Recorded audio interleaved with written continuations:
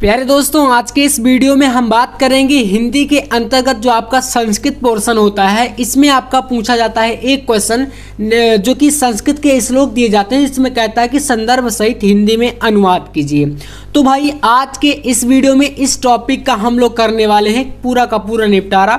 और आपको पता होगा या नहीं भी पता होगा तो बता दें कि जो ये टॉपिक आता है बोर्ड एग्जाम में, ये पूरा 7 नंबर के लिए पूछा जाता है, ठीक है ना। यानी कि संस्कृत में कोई आपका जो है 2 श्लोक दिए जाता है। जैसे कि मैं आपको दिखा दूं, यहाँ पास हमारे पास एक पेपर है जो कि मैंने बताया था, इसका सॉल्यूशन मैंने दिया था आपको। तो इसमें आपका यहाँ पर कहीं एक ये रहता है क्वेश्चन नंबर 8 के अंतर्गत आपका, जैसे अथवा में एक आपका यहाँ पर श्लोक रहता है, कहता है कि किसी दो में से किसी एक का, तो एक श्लोक ये रहता है और इसी के एक अथवा में रहता है। तो मैं आपको यहाँ पर आज की इस वीडियो में 5 ऐसे इंपॉर्टेंट श्लोक बताने वाला हूँ जिनको अगर आप लोग कर लेते हो तो भाई इससे बाहर आपका फिर नहीं आएगा, है ना। और अगर आएगा भी तो एक आपका जरूर इन्हीं 5 में से आपको देखने को मिलेगा और आपको तो एक ही करना है ना। तो चलिए शुरू करते हैं और हिंदी के अनुवाद के साथ आपको मैं बताऊंगा।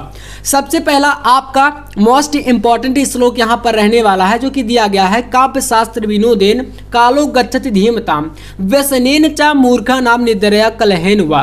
तो देखो, इस तरीके का जब भी ये श्लोक पूछा जाएगा, है ना, तो सबसे पहली बात हमें क्या करना है, इसको समझना है इसका हिंदी में अनुवाद क्या होगा, कि इस श्लोक में जो है बताया क्या गया है।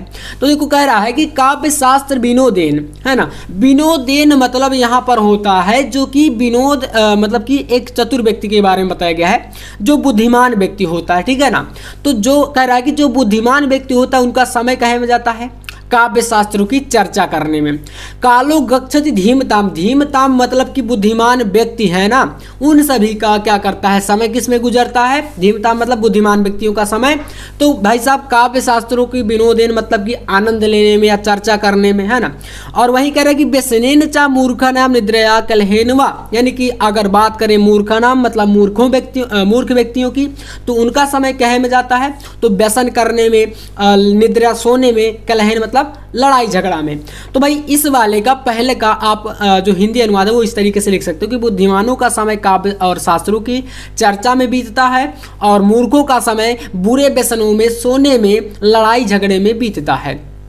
अब इनका जो संदर्भ है कैसे लिखना है, बोलोगे भैया आपके दिमाग में तो कहीं ना कहीं आ रहा होगा कि भैया संदर्भ कैसे लिखेंगे, तो डोंट वरी, मैं आपको बता दूंगा लास्ट में सारा कुछ, टेंशन नहीं लेना। चलिए दूसरे श्लोक की ओर बढ़ते हैं और जितना 5 बताऊंगा, 5 अगर आप तैयार करके जाओगे तो पूरा 100% गारंटी है कि इनमें से एक आपका तो पक्का आएगा, ठीक है ना। आते 2 हैं तो मतलब अथवा रहता है ना, तो कोई एक ही तो आपको करना रहता है। तो देखो दूसरा वाला दिया गया है, जल बिंदु निपातेन क्रमशः पूर्यते घटा सा हेतु सर्व विद्या नाम धर्मस्य चा धनस्य चा। अब इसका मतलब क्या है, देखो आपको मैंने इसको कई बार बताया, काफी सारे बच्चे 90% छात्र इसको जानते हैं, फिर भी एक बार सुन लो, लाइफ में नहीं भूलेगा। कह रहा है कि जल बिंदु निपातेन क्रमशः पूर्यते घटा, यानी कि जल बिंदु, जल की एक एक बूंद से जिस प्रकार, क्रमशः मतलब होता है लगातार या जिस प्रकार क्रम से, है ना। पूर्यते घटा मतलब घड़ा भरता है, यानी कि जल की एक एक बूंद से जिस प्रकार क्या होता है, घड़ा भरता है। सा हेतु सर्व विद्या नाम धर्मस्य चा धनस्य चा, उसी प्रकार से सभी विद्याएं, चाहे फिर धर्म हो या क्या हो, धन हो, जितने भी प्रकार की ये विद्याएं होती हैं, धन धर्म जो भी है, वो भी लगातार एकत्र होता है धीरे धीरे करके। अब आप चाहो कि एक दिन में करोड़पति बन जाओ, एक दिन में धर्मात्मा बन जाओ, तो नहीं संभव है। आप लोग लगातार अच्छे काम करते रहोगे, अच्छे कर्म करते रहोगे तो आपका धर्म बढ़ेगा, और लगातार मेहनत करोगे, धन इकट्ठा करोगे तो आप धनी बनोगे। तो बस इसका आप लोग यहाँ पर इसका अनुवाद कर सकते हो कि जल की एक एक बूंद गिरने से क्रमशः घड़ा भर जाता है, समस्त विद्याओं, धर्म और धन का संग्रह करने पर यही कारण होता है, अर्थात निरंतर प्रयास करने से ही धीरे धीरे ये तीनों वस्तुएं संग्रहित हो जाती हैं। संग्रहित का मतलब है इकट्ठा हो जाती हैं। उम्मीद है मेरे प्यारे सभी दोस्त समझ गए होंगे इस दूसरे श्लोक को। चलिए अब यहाँ से भैया आ जाते हैं हम लोग यहाँ पर तीसरे वाले पे। तो यहाँ पर तीसरा देखो मोस्ट इंपॉर्टेंट है आपके सामने, उदेति सविता ताम्र इस्ताम्र एवास्तमेति चा संपत्त्योचा विपत्त्योचा महात्म एक रूपता। इसका मतलब क्या है भैया, देखो मैं लिखने को तो बता दूंगा, डायरेक्ट स्क्रीनशॉट कर लो, समझ लो, लेकिन जैसे मेरी जो भाषा है आप इसको सुनोगे तो कहीं ना कहीं आपके दिमाग में एग्जाम में अगर क्वेश्चन आएगा तो आप लोग उसको जरूर याद रहेगा आपको, है ना, और जरूर आप लोग लिख करके आओगे।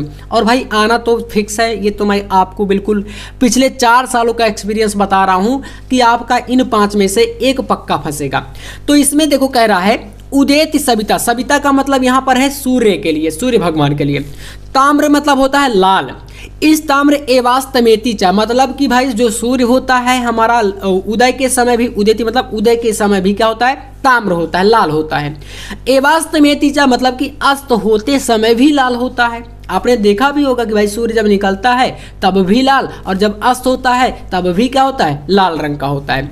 संपत्तियों चा विपत्तियों चा महात्म एक रूपता मतलब कि इसी प्रकार से, ठीक उसी प्रकार से या इसी प्रकार से जो महापुरुष ज्ञानी पुरुष लोग होते हैं वो भी चाहे जितना ज़्यादा संपत्ति मतलब कि खुशी आ जाए या जितना ज़्यादा विपत्ति मतलब कि दुख आ जाए, वो कभी विचलित नहीं होते, एक समान रहते हैं हमेशा। जिस प्रकार से सूर्य जो है उदय और अस्त के समय भी एक समान रहता है। भाई उदय का मतलब है कि जब सूर्य उदय होता है तो वहां पर सुख है, और जब अस्त होता है वहां पर दुख है, लेकिन दोनों स्थितियों में सूरज एक समान है, तो यहाँ पर महापुरुषों की तुलना कर दी गई है। तो भाई इसका आप लिख सकते हो सूर्य उदित होते समय लाल होता है और अस्त होते समय भी लाल होता है। इसी प्रकार संपत्ति या विपत्ति में महापुरुष एक रूप में रहते हैं, सुख अथवा दुख के दोनों को वह ग्रहण करते हैं। चलिए नेक्स्ट यहाँ पर भैया चौथा नंबर श्लोक, इसको समझिएगा।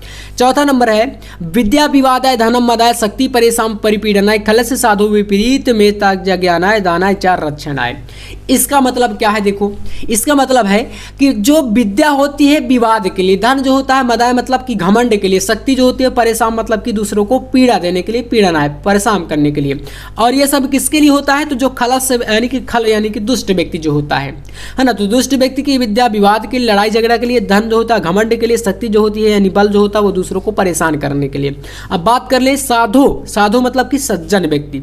अब यहाँ से सज्जन व्यक्ति के बारे में जो समझिए, विपरीत में ज्ञानाय दानाय चार रक्षणाय मतलब कि जस्ट इसके विपरीत जो होता है, जो विद्या होती है सज्जन व्यक्ति की वो दूसरों के ज्ञान के लिए, धन होता है दान के लिए, शक्ति होती है दूसरों की रक्षा के लिए।